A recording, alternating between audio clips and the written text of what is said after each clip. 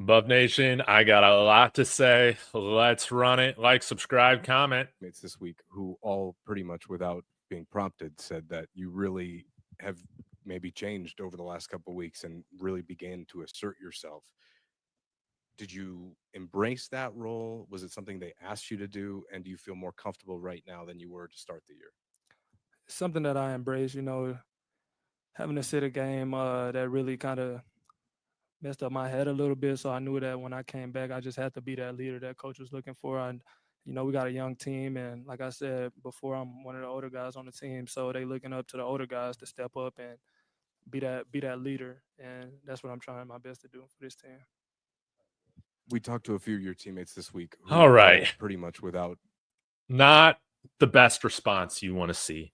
I'm going to comment a little bit more on this, guys, in detail. But first off, I want to say what I am going to say is going to be fair criticism. It's not going to be vile. It's not going to be hateful like the pieces of shit that we see that go to social media and comment on a player's social media post after a game like 107 Skrilla, please leave, dog. We don't want you here no more.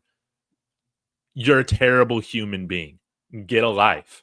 Another guy here, get ready to be a plumber. Dude, screw you. You guys have absolutely no lives. You are poor people. You are pieces of shit. You are what's wrong with college football and fandom, honestly, in 2025. With that being said, these comments from Kaidon Salter were disappointing, man. It was disappointing. It is not how you want to. It's not what you want to see from your quarterback after a loss. And again, I think Kaidon Salter is a tremendously talented player. I don't think he's the best quarterback in the country, right? But what's the most troubling thing? It's not missing reads or making certain plays or making bad plays. Taking a sack. I think the thing that's been the most disappointing right now has just been the lack of leadership that we've seen from him this year. And even if that benching that happened against Delaware and then you're not playing against Houston, even if that happens, man, you have to take the high road with how to respond to that question in the media. There was nothing about, and my friend pointed this out on Twitter, if you know who you are, you know who you are. He had like 400 yards of offense, almost 400 yards of offense against Wyoming. And there were no comments about, well, that benching kind of messed with my head a little bit. I'm trying to be that leader. I'm trying to be that guy. And we don't need guys who are trying, man. We need guys who are going to have that positive body language, that are going to give their answers confidently. And I think like right now, sadly, you can kind of see why Kaidon Salter doesn't have that L on his chest. You're responding to these. You're going to social media and you're responding to. Don't get me wrong; these are pieces of shit who take the time to comment these things. And I'm glad he did delete this response after a while, Kaidon. But again, it's not what you want to see from your quarterback, your starting quarterback, who should be your team leader, man. This is concerning. I think more so than concerning and having anger right now, it's more of just like, I feel like a disappointed dad, man. I feel like a disappointed dad. And excuses. That's what we're seeing. And again, the body language, the responses, it has not been there. At the end of the day, when you're hit with a question like that on your benching, what you need to do is take the high road and say, hey, it was a very difficult time for me, but I'm a better person. I'm a better quarterback and a better leader for it. And answering it with a confident tone, eye contact.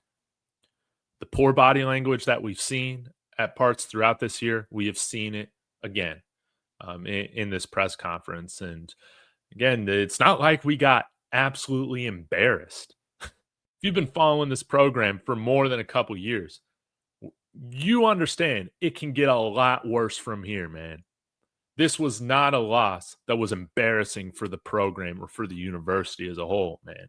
We came up short. There is no reason to be hanging your head. You know what you say in that situation? You say, man, we came up short, but I am so much more confident in this group moving forward. I'm more confident in my players, and I vow to be better next week, and I'm getting better every week. Just stuff like that. Instead, we got stuff like, I'm not in the greatest headspace right now. That's concerning, man. And how are you supposed to lead a team if that is your tone, right? I want to see the Buffs win. I want to see Kaidon Salter succeed. But 5 games into this, man, I can honestly see why Prime has had a hard time settling in on him as a starter when you're seeing little comments like this. Imagine what it's like behind closed doors. Maybe this week will serve as a wake-up call, but honestly, man, if this game wasn't against TCU on the road, I'd even talk about starting Julian Lewis right now if he's ready. But again, I think that Prime and everybody, that they're still going to wait on this for a little bit, and that's perfectly fine. We're 14.5-point underdogs to TCU and go on to Profit X because I think we're going to cover, man. I really do. And I think we're going to be in every single Big 12 game that we play through the remainder of the year. Will we win all of them? No. But bowl season is still on the table. Let's get this right, Buffs.